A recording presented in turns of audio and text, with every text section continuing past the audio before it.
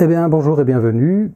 Aujourd'hui, notre séquence là va concerner une partie des fractions, et dans le cours sur les fractions, ce qui va nous intéresser, c'est la multiplication des fractions. Pourquoi? Eh bien, vous savez qu'on a déjà rabâché ça 1000 fois en mathématiques, d'ailleurs comme dans tellement de disciplines des activités humaines, on a besoin d'un certain nombre de compétences, calculer, qui revient à marcher dans notre métier, calculer, raisonner.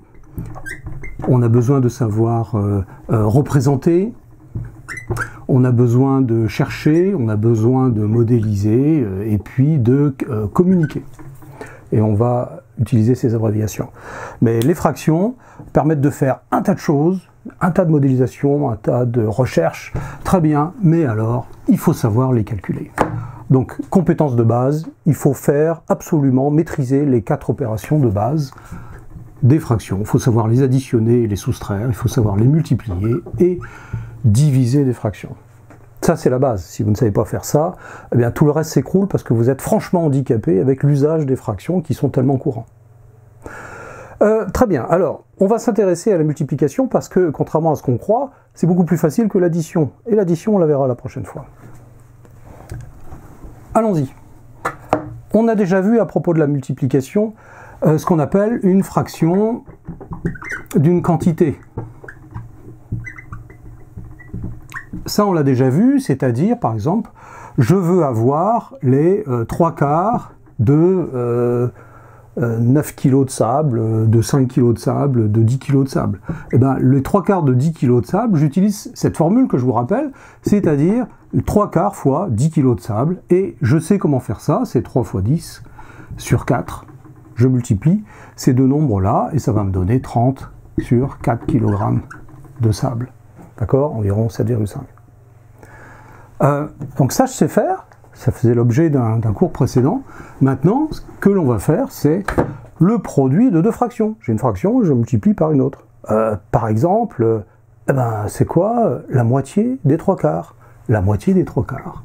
La moitié, si je dis que la moitié des 3/4 d'entre vous suivent pas le cours, qu'est-ce que ça fait? La moitié des 3/4.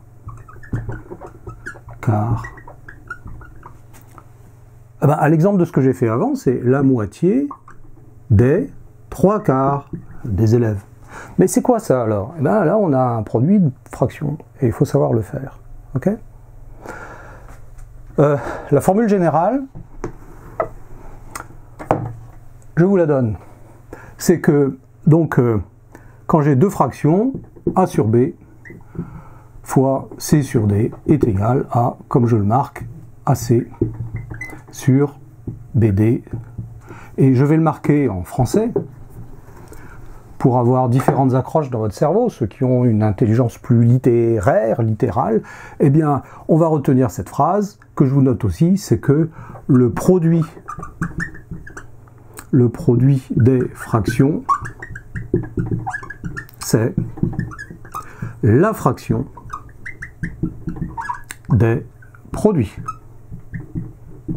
Et vous voyez bien, le produit de deux fractions, c'est la fraction des deux produits. Ok?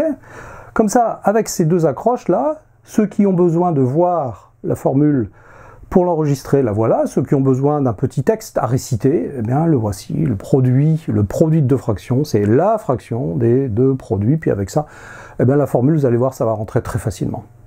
Donc allons-y justement, on va calculer la moitié des 3/4. La moitié des 3/4 dont on parlait, la moitié des 3/4 est égale à quoi? Je mets ma barre de fraction. Voilà. Donc j'ai déjà avancé, je vous signale. Hein. Je mets ma barre de fraction, puis je fais le produit, c'est la fraction des deux produits. Le produit des nombres du haut, 1 fois 3, et le produit des nombres du bas, 2 fois 4. Ok. Et bien ça va donner 3 sur 8. Curieux, hein? Mais pour un peu voir ceux qui ont besoin d'une représentation, compétence représentée, allons-y. Regardez, je me fais ma part de gâteau. Là, j'ai des quarts, je l'ai coupé en quarts. Les 3/4, ça fait 1, 2, 3. Donc les 3/4, ça représente les 3/4 de ce gâteau-là. Hein. Il est mal fait, mais on me demande la moitié. La moitié de ce truc-là, il faut que je découpe encore mes quarts en deux parties chacune. ça va me faire des huitièmes. Eh ouais. Donc, la moitié des 3/4, c'est ça.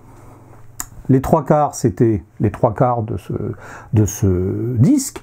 Ben, la moitié, j'ai découpé chaque quart en deux. Quand je découpe un quart en deux, ça me donne un huitième. Ben, j'en ai combien de huitièmes? J'en ai 1, 2, 3 huitièmes. Donc, visuellement, je représente mon problème, la moitié de mes 3/4, par le même résultat que me donne le calcul. Si ça peut vous aider, on passe de l'un à l'autre et c'est bien pour confirmer ou à se donner une idée. Ok. Allez, un autre petit exemple. Autre petit exemple. Puis au fait, oui, ben, la moitié des 3/4 d'une classe de 20 élèves, ben, on a dit que la moitié des 3/4 c'était les 3 huitièmes d'une classe de 20 élèves. Là, je sais faire parce que c'était le cours d'avant, c'est une fraction d'une quantité. 20 élèves, la moitié des 3/4, ça fait 3 fois 8, 60 sur 8. Ok, très bien. Ben, je vais réduire, puisqu'on a vu comment réduire.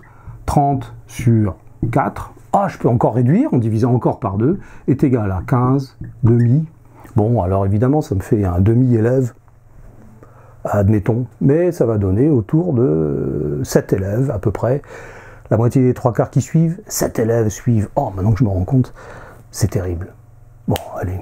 On va passer à d'autres exemples, parce que je suis sûr qu'il y en a parmi vous qui vont me demander à chaque fois d'aller à la limite de ce que l'on peut faire. Alors, je vous propose un truc du genre...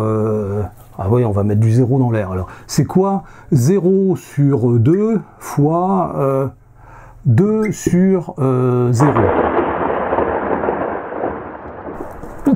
Oula, attendez, bon, d'accord, du calme. Je peux pas, aïe, vous avez les dieux des mathématiques qui m'interdisent d'écrire un 2 sur 0, c'est absolument terrible, on peut pas faire ça. Et alors en plus, me connaissant, ils me surveillent, alors vous avez vu la réaction, ça a été terrible. Mais il faut quand même que j'explique que c'est pour mes petits crabes, quoi. Il faut bien qu'ils sachent à un moment donné les choses, donc je fais que leur expliquer que...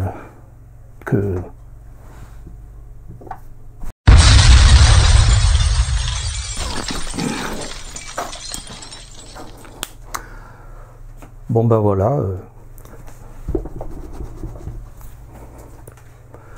je peux pas. Allez, ciao.